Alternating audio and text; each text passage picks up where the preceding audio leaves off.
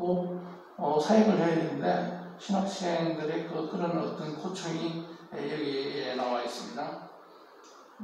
돈 끌어다가 이렇게 신학 공부도 하고 선지자가 되겠다고 이렇게 선지학교에 다니는데 빚만 늘어나 있습니다. 그리고 애들 둘이가 있는데 이제 빚이 있으니까 애를 체주가 빚을 못 갚으면은 애를 데려가겠다 이런 얘기를 하니까 큰일 난 거죠. 그래서 엘리사가 그릇을 있는 대로 다 가져와라. 그래가지고 기름 있는 걸 가져와라 해가지고 계속 부어서 기적이 일어나서 그 기름을 팔아서 빚도 탕감을 하고 그 집안이 살아나는 그런 기적을 베풀었다. 그 다음에 그 4장 8절부터는 또 그런 얘기가 나옵니다. 수넴이라는 곳이 있습니다. 엘리사는 갈멜산 꼭대기에서 기도하고 하나님과 소통을 하는 그런 자리인데 거기에서 이제 있다가 또 자기 고향으로 갔다가 하는데 그 중간에 엘리사가 머물렀던 곳이 수넴 여인이 있는 곳이 있었습니다. 수넴이라는 지역에. 근데 그 수넴 여인의 그 부부가 엘리사가 거기서 잘 지낼 수 있도록 방도 마련해주고 음식물도 제공해주고 이렇게 했기 때문에 엘리사가 너무 고마우니까 이 사람에게 뭔가 해줄 게 없는가 라고 얘기를 합니다. 그 12절, 13절에 보면 게하시라는 그 엘리사의 종에게 그 사환에게 수넴 여인을 불러와라 해가지고 너무 고마우니까 어떻게 군대 장관이나 뭐 어떤 유력한 사람에게 내가 말해줄 테니까 뭐 도움 받을 일이 있으면 얘기해라. 이것만 봐도 엘리사가 그 당시에 굉장한 고위층들과 많이 알고 있고 자기가 말 한마디면 고위층에서 도움을 받을 수 있는 이런 역할을 했던 것 같아요. 엘리사는 아합 왕에게 완전히 찍혀가지고 도망가는 신세였지만 엘리사는 그 당시에 임금들하고 교제를 하면서 그 밑에 있는 신하들과도 잘 지내는 이런 선지자였다. 그런데 그 수넴 여인이 그런 거는 필요한 거 없습니다 이렇게 얘기하니까 게하시에게 다시 물어봅니다. 뭐 도울 거 없느냐 하니까 그 집에는 애가 없습니다.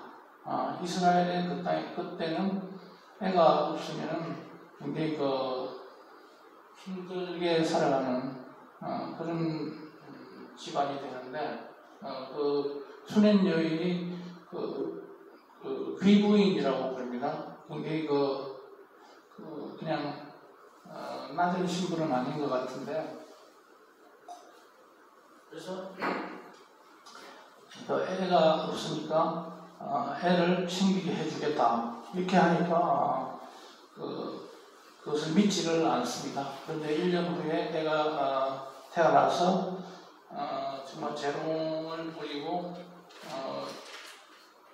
잘 살다가 한 6, 7세 정도 됐을 때 애가 열사병에 걸려서 갑자기 죽습니다. 그러니까 이 수넴 여인이 엘리사에게 그럽니다.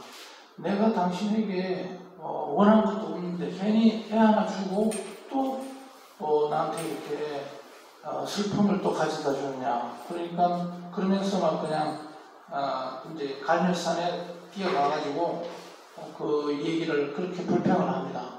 그러니까 엘리사가 중요한 기도를 하고 있는 중인데 바로 내려옵니다. 손님으로 와서 그 아이를 살려줍니다. 예수님이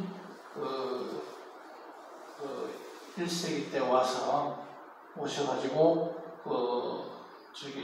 죽은 나사로를 살리고 했던 거하고 비슷한 일을 엘리사가 미리 했던 겁니다. 예수님의 예표입니다. 그리고 또 어떤 기적이 있냐면, 그러니까 이런 것들은 하나의 그 긍휼한 마음에서 남을 정말 긍휼히 생각하는 이런 마음이 있으면 우리 성도들도 바로 기적이 일어날 거라고 봅니다. 자기를 위해서 하는 그런 기도는 하나님이 잘 안 받아들이지만 이런 기도는 오늘날도 많이 일어난다고 봅니다. 근데 이런 생활과 관련된 이런 기도, 이런 기적 외에도 열왕기하 3장에 가보면 동맹을 맺은 세 왕과 모압과의 전쟁을 하는 그런 장면이 나옵니다. 북이스라엘에 여호람이라는 왕이 그 당시에 있었는데, 여호람과 남유다의 여호사밧과 그 다음에 모압 밑에 에돔이라는 에돔 지역 왕과 이렇게 3자 동맹을 맺습니다. 그래가지고 모압을 치려고 합니다. 모압을 왜 치려고 하냐면 다윗 때부터 모압을 뺏어가지고 모압이 이스라엘에 그걸 갖다 줍니다. 매년 조공을 합니다. 양털을 깎아서 조공을 하는 그거를 끊어버렸습니다. 그러니까 이제 이스라엘이 힘이 없어지니까 끊어버렸는데, 그러니까 북이스라엘에서 생각하니까 굉장히 괘씸한 거죠. 그래서 저거 치려고 하는데, 남유다에서는 어떠냐면 옆에 힘이 있는 국가가 있으면, 우리로 말하면 일본입니다. 일본이라고 생각하면 됩니다. 그러니까 남북이 원수지간인데 손을 잡습니다. 그러니까 일본을 치기 위해서. 그러니까 우리하고 약간 비슷하죠. 남북한이 손을 잡고 일본을 치는 이런 거를 생각하면 됩니다. 그런데 그 밑에 대만이 또 에돔이라고 생각하면 됩니다. 그래가지고 같이 연합해서 공격을 하는데, 마침 그때 공격을 우회로 해서 사해 밑으로 해서 느닷없이 들이치려고 했는데, 거기에 물이 없었어요. 원래는 물이 굉장히 많은 지역인데 물이 없어가지고 말을 먹일 수도 없고 사람이 먹을 물도 없으니까 7일째 완전히 딜레마에 빠져 있는 겁니다. 이런 상황에서 세 왕들이 엘리사를 찾아갑니다. 그래서 어떻게 해야 되겠느냐 하니까 개울을 파라. 그렇게 해서 개울을 팠더니 그 다음날 거기에 물이 엄청나게 쏟아져서 이러한 위기를 타게 한 겁니다. 말도 먹이고 사람도 먹고 이렇게 해서 위기 순간을 모면하는 것을 봤을 때, 엘리사는 이렇게 전쟁 중에도 이런 어려움이 빠져 있으면 그것을 해결해주는 예언자 역할을 하게 됩니다. 근데 그 뒤에 보면 우리가 이제 그걸로 끝나버리는데, 3장의 끝에 가보면 이제 27절에 가보면 이제 모압이 완전히 역습을 당해가지고 모압이 가만히 보니까 거긴 원래 물이 없는 데인데 아침에 보니까 막 물이 있어가지고 피빛처럼 보인 겁니다. 그래서 저놈들이 세 왕들이 서로 싸워가지고 다 죽게 생겼구나. 그래서 우리가 가가지고 막판 처리를 하자. 그렇게 했는데 가보니까 그게 아니고 완전히 자기네들이 오히려 죽게 생겼습니다. 그래서 모압이 완전히 당해버린 거죠. 그래서 모압 왕이 어떤 꾀를 내냐면 27절에 자기 아들 그 세자인데 왕이 될 사람인데 나중에 그것을 성 위에서 번제를 드립니다. 그러니까 자기 아들을 태워서 그 하나님 그 자기들이 믿는 그 신에게 제사를 드리는 겁니다. 이것을 보고 나서 이 세 왕들이 그 별거 아닌 거지 않습니까? 하나님을 숭배하는 것이 아니기 때문에 그것은 그냥 무시하고 바로 모압을 취하면 되는데 모압이 거의 코너에 몰려있기 때문에 그런데 거기서 보면 번제를 드리니까 이거 뭐가 있는 거 아니냐 그래가지고 겁이 나가지고 그냥 다 돌아갔다 그런 이야기가 나와 있습니다.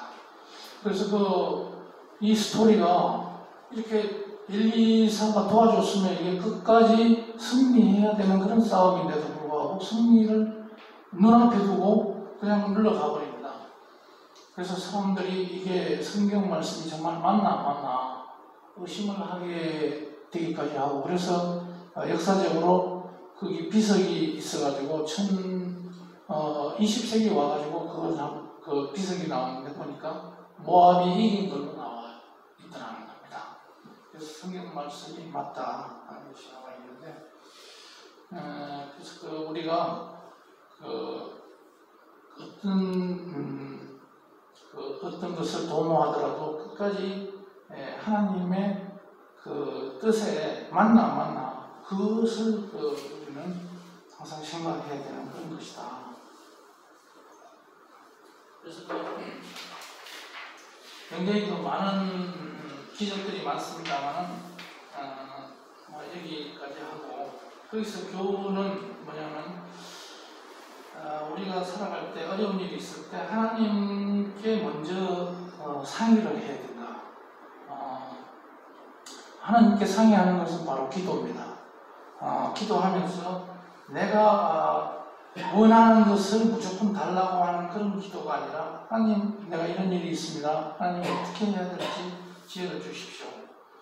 정말 내가 필요한 것을 달라고 할 필요도 있겠지만 어떤 굉장히 어려운 상황이 발생했을 때 뜻을 물으라. 그 다음에 사람에게 그것을 의존하지는 말아야 되겠다. 그러면서 하나님이 보여주신 그 선한 일, 그 하나님의 뜻이 나왔으면 거기서 끝까지 순종을 해야 된다. 이렇게 그 세 사람의 왕처럼 중간에 하나님의 뜻을 헤아리지 못하고 해버리면 결국은 뜻을 자기네들의 목적을 관찰하지 못한다 하는 것이고 그리고 하나님의 뜻이라는 것은 선한 일이라는 것은 뭘까? 자신이 가장 잘하는 것은 뭔가 하는 것을 봐야 되겠고 그 다음에 그것이 이웃에게 도움이 될 것인가? 그 다음에 그것이 하나님의 영광을 돌리는 그런 일인가? 그런 것을 살펴봐야 된다 하는 얘기가 되겠습니다. 그러면 오늘 준 그 엘리사의 기적은 많이 있습니다만 그 말씀을 여기서 맺으려고 합니다. 그 엘리사의 기적은 하나님과의 그런 평소에 소통에서 나오는 거지 그냥 뜬금없이 나오는 게 아니다. 그리고 요즘도 그 코로나 속에서 많은 그 기적이 일어나는 곳은 일어날 겁니다. 근데 그런 것은 그 목사님이나 어떤 그 사역자들이 평소에 하나님과 소통을 많이 하는 분들은 기적이 많이 일어나는 것으로 듣고 있습니다. 그래서 오직 하나님한테 매인 사람들은 기적을 이렇게 일으킨다. 그러니까 자기가 뭐 가진 지식이 많고 또 그 재물이 많고 이런 사람들은 그 하나님이 그분을 통해서 하나님이 역사하시는 바가 크지 않다. 그런데 엘리사나 엘리야처럼 정말 아무것도 없습니다. 이 사람들은 결혼도 안 했습니다. 자기의 그 앞을, 자기의 이익을 챙기는 그런 점은 조금도 없습니다. 자기 가족이 없으니까 무엇을 챙기려고 하는 그런 것도 없습니다. 이런 사람에게 오직 하나님이 말씀이 임해서 하나님께서는 기적을 베풀어 주시는 겁니다. 그래서 우리가 이제 뒤에 가보면 되어 있습니다. 엘리사의 기적 중에 아람과 싸우는데 열왕기하 7장에 보면 아람 군대가 완전히 이스라엘을 둘러싸고 그렇게 하고 있는데 엘리사는 그것을 두려워하지 말라 그럽니다. 두려워하지 말고 눈을 열어서 보여줍니다. 불말과 불병거가 이렇게 엘리사를 둘러싸고 있는 그런 광경이 성경에 기록이 되어 있는데 우리가 보지 못한 것을 영의 문, 안 보이는 것을 볼 수 있는 사람이 바로 하나님 나라를 볼 수 있는 사람이다. 그러니까 우리 성도들은 대체로 안 믿는 사람들보다는 우리가 영안이 열려 있습니다. 저거는 아닌데 너무 사람이 물질에만 집착을 하고 하나님의 말씀과는 너무 동떨어지게 행동한다 그러면 우리는 알잖아요. 그것이 벌써 우리는 영안이 열려 있는 그런 것이다 그렇게 볼 수 있는데 그것보다도 더 많이 열려 있는 것. 남들이 진짜 안 보는 것을 보게 되는 것. 그것은 바로 그런 사람에게 하나님께서 기적을 통하여 역사를 하고 하나님 나라를 보게 된다. 그러니까 하나님 나라는 그럼 뭐냐? 예수님이 이 엘리사보다도 800년 후에 오셔가지고 그때는 선지자들이 하나님 말씀을 들어가지고 대언을 하고 왕들을 끄집어내리고 올리고 막 이렇게 하잖아요. 근데 오늘날은 성령의 시대가 됐습니다. 그런 선지자의 시대가 아니라 성령이 예수님이 오시고 돌아가시고 나서 바로 교회 시대를 열어라. 교회가 열렸습니다.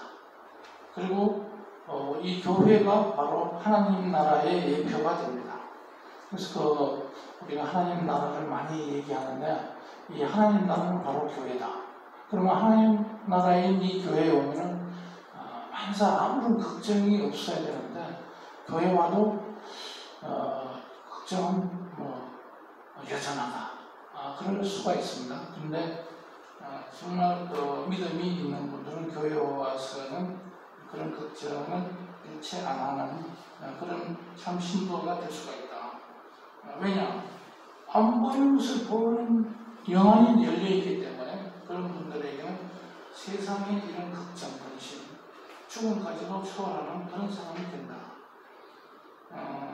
그래서 엘리야와 엘리사는 북이스라엘에서 하나님께서 파송한 대선지자입니다. 다른 분들도 있습니다만 근데 평생 자기를 돌보지 않고 하나님 일만 하고 명령에 순종을 했습니다. 위험을 무릅쓰고 사역을 감당했습니다.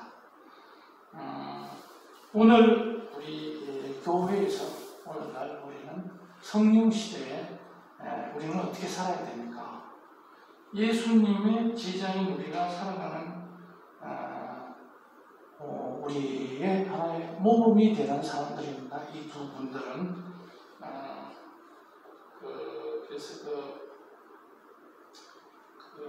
이제 말라기 때까지 선지자를 계속 하나님께서 보내시다가 이제 400년간 침묵기를 지나고 예수님을 직접 파견했습니다. 이 세상에 예수님을 선교사로 파송한 겁니다. 그래서 그 선교사가 죽게 되고, 그래서 교회 시대가 열리고 성령의 시대에 우리는 이런 엘리야와 엘리사 같은 이런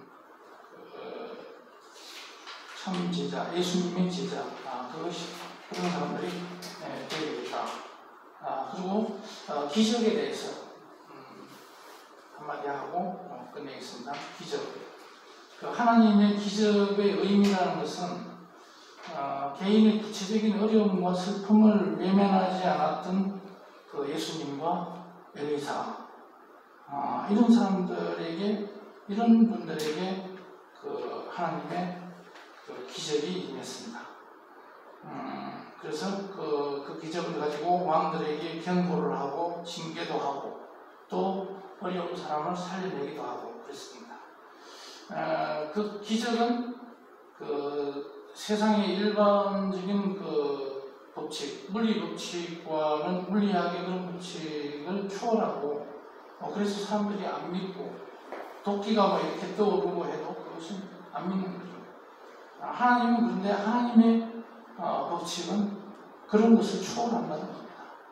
그래서 우리는 그게 있었어야 있는 거냐, 교과서에는 그런 얘기가 없더라, 이렇게 해서 반박을 하는 그 어린아이들에게 그게 아니라 하나님의 법칙은 물리 법칙을 완전히 초월한 그런 법칙이다.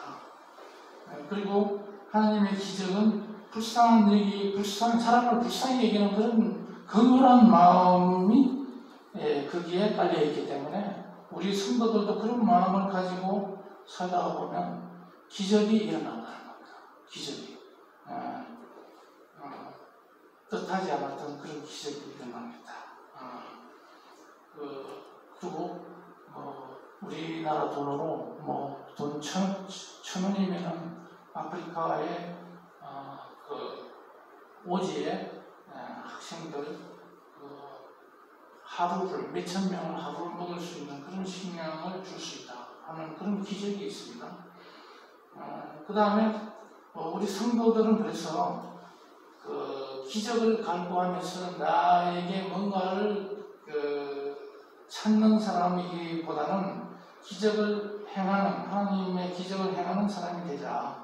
기다리기보다는 그렇게 하려면 우리가 베풀어야 된다. 그 기적을 행하고 베푸는 삶을 살아가야 되겠다. 그러한 사랑을 베풀자면은 긍휼한 마음을 가지고 살아야 되겠다. 그 사람들의 대표적인 사람이 그리고 기적을 일으키는 사람이 슈바이츠나 또는 또 인도의 마더 테레사 같은 사람이더라. 그래서 우리는 이 자본주의 사회에 아주 약육 강식의 그런 시대에 살면서도 항상 이런 마음을 가지고 살아야 진정 하나님 나라에 사는 사람이다, 이렇게 말할 수가 있겠습니다. 근데 예수님의 마음과 그러한 긍휼한 마음이 없으면 기적은 안 일어난다는 겁니다. 그래서 그 기적을 만나기 위해서 우리가 오늘 바로 모든 것을 뒤로 미루고 그러지 말고 바로 할 수 있는 일을 결단하고 행동하라. 생각만 하고 항상 그 안주하고 욕심 부리는 일만 하고 그러다가는 구원이 없다 하는 것이고,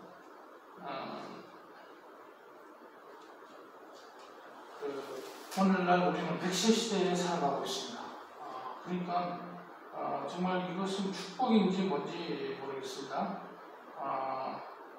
그렇기 때문에 사람들 보면 그냥 그 연금을 받아가지고 그냥 교회에 와서 매일매일 기도하면서 이렇게 살아가면 잘 살아갈 수 있을 텐데도 일을 자꾸 버리려고 하다가